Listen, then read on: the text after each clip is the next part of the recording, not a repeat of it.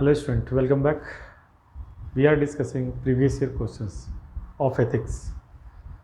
Uh, Focus is on developing the right structure of the answer, right content of the answer. So purpose is to help you know, analyze the structure of the answer so that you could frame the answer appropriately. Here we go. This question is, life does not make any sense without interdependence. We need each other, and the sooner we learn that, it is better for us. Erik Erikson. Suppose you are not a student of psychology, you do not know about Erikson, or somehow you do not know, but meaning is there. But focus on connotation. What means that this statement try to emphasize the importance of interdependence. So what should be the design of the answer? It says what is the actual meaning of this statement, देखो कनोटेटिव, किस बात को बताने की कोशिश कर रही है ऑथर. अगर आप इसको गहराई से समझेंगे तो ये कह रहा है कि that ultimately life is meaningful only when there is interdependence. In one way it is a reactionary statement to independence. Independence का जो वेस्टर्न फिलॉसफी है रहा है और उस लोगों ने बहुत स्ट्राइविंग किया वाई इंडिपेंडेंस. तो इंडिपेंडेंस फ्रॉम व्हाट? इंडिपेंडेंस ठीक है, आप स्लेवरी से इंडिपेंडेंस हो, अपनी कमियों से इंडिपेंडेंस हो, okay, but as far as human being is concern and human life is concern, you know this thing that life should be meaningful. We search meaning in life. अगर आप थोड़े से नॉलेज है फिलॉसफी की तो आप ये समझते ही होंगे कि ह्यूमन बीइंग के बहुत सारे नीड हैं, लेकिन अल्टीमेट नीड तो ये है कि we look for meaning in life. Ultimately we evaluate our life with the help of some values. तो हम अपने कौन से वैल्यूज़ से लाइफ को समझने की कोशिश करते हैं कि हम कितना इंडिपेंडेंट है, वो भी करते हैं, नो डाउट. इंडिपेंडेंट भी एक डिज़ायर है, एक परस्यूट है. लोग चाहते हैं इंडिपेंडेंट होना, लोग इंडिपेंडेंट होना चाहते हैं गरीबी से या शिक्षा से, बेरोजगारी से इंडिपेंडेंट होना चाहते हैं, इससे निजात पाना चाहते हैं. लेकिन अगर ट्रू सेंस में देखें इस स्टेटमेंट का तो ये मतलब नहीं. मतलब ये है कि आपने सब कुछ कर लिया, मटेरियल डेवलपमेंट आपका हो गया, तब क्या मतलब बनता है? देखो कि any life doesn't make any sense, ये सेंस ही नहीं बनता ना. क्या नहीं बनता है सेंस? कि अगर आप डजेंट मेक एनी सेंस कि आप बहुत ही खुश हो और आपका भाई अपना भी है वो गरीब है, तो आप बहुत अच्छे हो लेकिन आपका कंट्रीमैन जो भी लोग हैं वो गरीब है. आप एक कंट्री के रूप में बहुत ही ज़्यादा डेवलप हो, अच्छे हो, लेकिन वर्ल्ड के दूसरे कंट्री अच्छे नहीं हैं, आपका नेबर अच्छा नहीं है. तो क्या लगता है कि आप ये जो सेलिब्रेट कर रहे हो चीज़ों को, ये अल्टीमेट वैल्यू क्या है, मीनिंग क्या है, कैसे आप जज करोगे इस चीज़ को?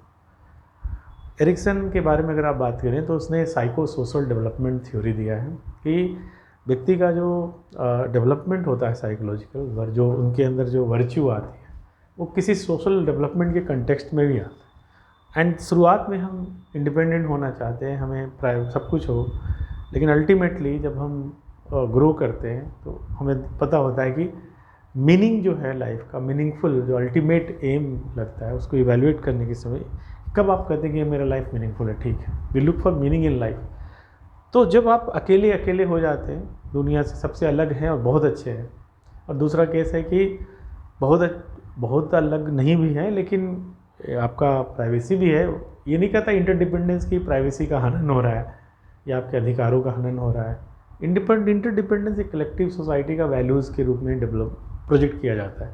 Interdependence a matter of degree, चाहे वो ईस्टर्न सोसाइटी हो वेस्टर्न सोसाइटी हो. जिस तरीके से ईस्टर्न सोसाइटी जो कम्प्लीटली कह सकते हैं यहाँ इंडिपेंडेंस नहीं है, लेकिन ट्रेडिशनली ये इंटरडिपेंडेंस को तहरीज देते, मतलब उसमें उसको ज़्यादा इंपॉर्टेंस देते रहे. लेकिन हमें डिबेट नहीं यहाँ जाना है, मुझे मतलब बताना है स्टेटमेंट का कि लाइफ में क्या मीनिंग रहता है. अगर हम आसपास अगर मोटे तौर पे लेके देखें, if you want to be happy, you want to be meaningful in life, कि मेरा लाइफ कैसा है, तो आप कैसे जज करते हैं? आप देखिए अपने अचीवमेंट से, अपने अपने पर्सनल हैप्पीनेस से, है ना, वो कर ले, लेकिन वो इंडिपेंडेंस आपके माता पिता से भी शुरू हो सकता है, भाई बहन से भी शुरू हो सकता है, अपने कम्युनिटी से भी शुरू होता है, और एक बड़े अगर आप देखेंगे तो कंट्री, कल्चर, कंटेक्स्ट में जो जाएंगे तो बड़े लेवल पे भी जुड़ा होता है।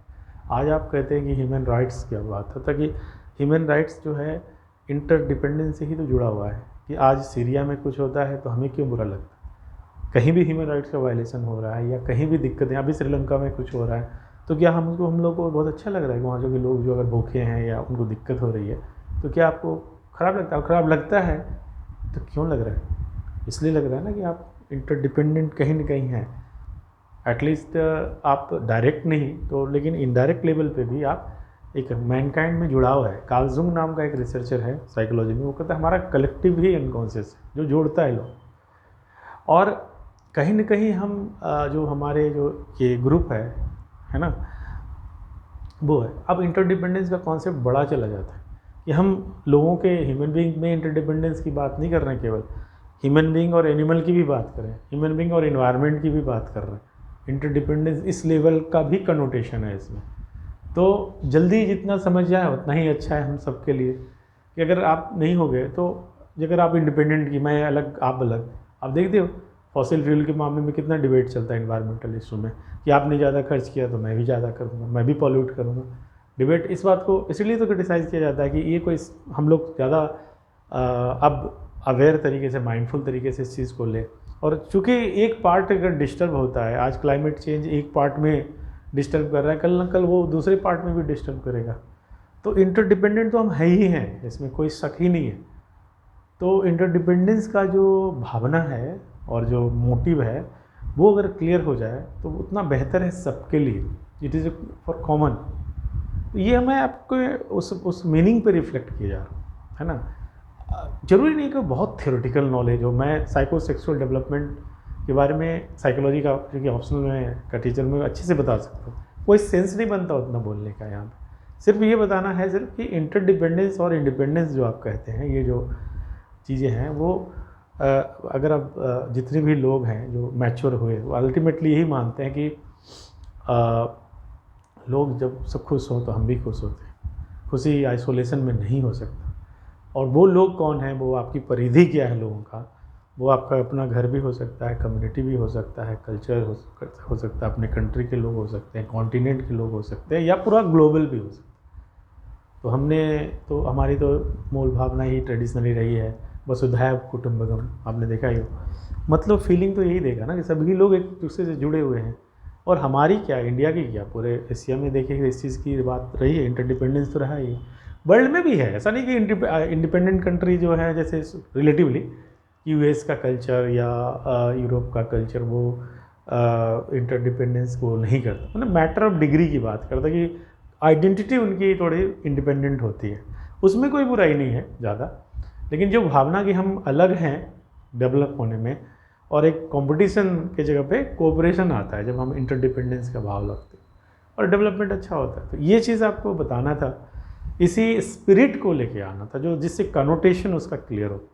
तो अगर आप इस तरीके से आंसर करें तो आई थिंक कि एक सेंसेबल आंसर इसका बनेगा, रेदर दैन साइकोसेक्सुअल डेवलपमेंट और एरिक्सन का पूरा किसी ओक्स एंड यूरोप ट्राइब पर क्या स्टडी किया और क्या बोला, वो बिल्कुल मेरे हिसाब से आप समझ सकते हो कि वो दूसरे डायरेक्शन में चला जाएगा आंसर। तो I hope I made this point clear.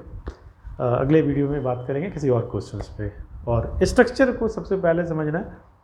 और आंसर करने से पहले अगर आप 3 मिनट में आंसर करते हो तो मुझे तो लगता है 1.5 मिनट से ज़्यादा आप सोचो पहले कि क्या लिखना चाहिए सचमुच में, और टू द पॉइंट आंसर करना चाहिए, प्रिसाइज। तब आप अपने सही बात पे फोकस करते हो। तो हर एक क्वेश्चंस की एक आत्मा होगी, आत्मा मतलब स्पिरिट, कि कहाँ से गुजरना है, वहीं से गुजरना है आपको, 20 से, उसके ना तो इधर ना तो इधर ना तो इधर, 20 से अगर गुजरेंगे तो इंटरडिपेंडेंस का जो मूल भाव है, मेन स्पिरिट है, उसको आपको बता देना है। बस किस एग्जाम्पल को यूज़ करेंगे, ऑल डिपेंड्स अपॉन यू। मिलेंगे अगले वीडियो में और बात करेंगे किसी और क्वेश्चन। Thank you.